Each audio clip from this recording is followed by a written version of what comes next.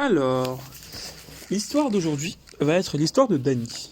Danny est un petit garçon comme les autres. Un petit garçon qui, à la fin de sa journée, quand le soleil s'est couché et la lune s'est levée, qui était très fatigué. Il bâillait fort, fort, fort. Ses yeux se fermaient petit à petit. Il était devant la télé et il s'est endormi.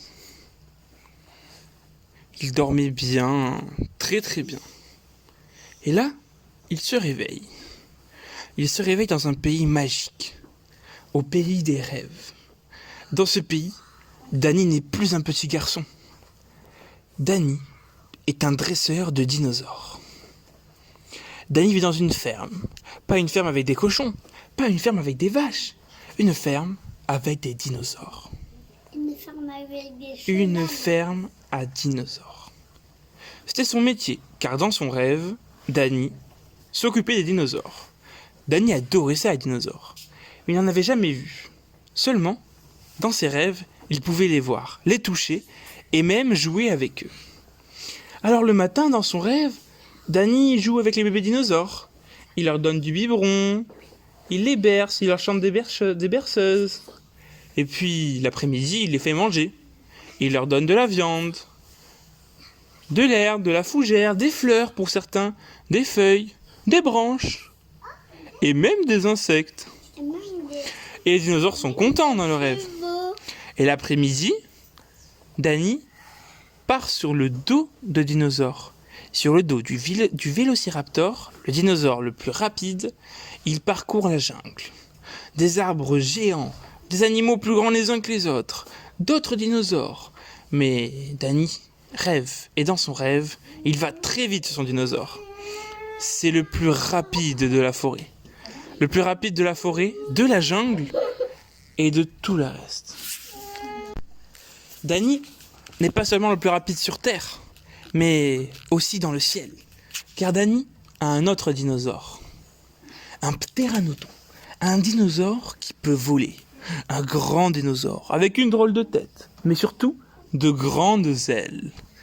Et Danny monte sur ce dinosaure. Et avec ce dinosaure, il vole. Il vole, il vole. Il vole si haut et il vole si vite que depuis en haut dans le ciel, tous les dinosaures lui semblent tout petits, rikiki, minuscules. Même les plus grands des dinosaures sont tout petits. Et depuis le ciel, il voit sa maison, avec son papa et sa maman, qui lui disent bonjour. Ah, tout est petit de haut. Mais Danny est le roi des airs. Il est le dinosaure le plus grand, le plus rapide. Et qu'est-ce qu'il s'amuse? Il fait des pirouettes, des loopings, des virages. Oh, c'est super. Mais c'est pas tout. C'est le plus rapide sur Terre, dans les airs, mais aussi en mer.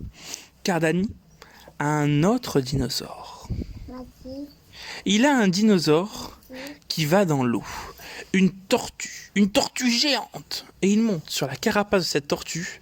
Et tous les soirs, au coucher du soleil, il va sur la mer. Une mer avec des vagues. Et il surfe sur les vagues. Il va sous l'eau.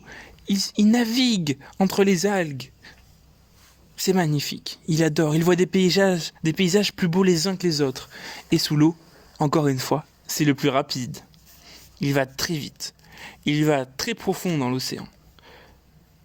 Et Danny est le roi. Et puis Danny rentre dans sa petite maison, dans sa petite ferme où il élève tous ses dinosaures. Et ding dong, c'est le moment de se réveiller. Alors Danny se réveille. Et Danny revient dans sa vraie vie, car c'était un rêve. Et dans la vraie vie, Danny va à l'école. Danny fait comme vous, il apprend à compter, à lire et à écrire. Et du coup, Danny continue sa vie. Pour chaque soir, et aussi à la sieste, quand il va redormir, retrouver tous ces dinosaures pour être encore une fois le plus rapide.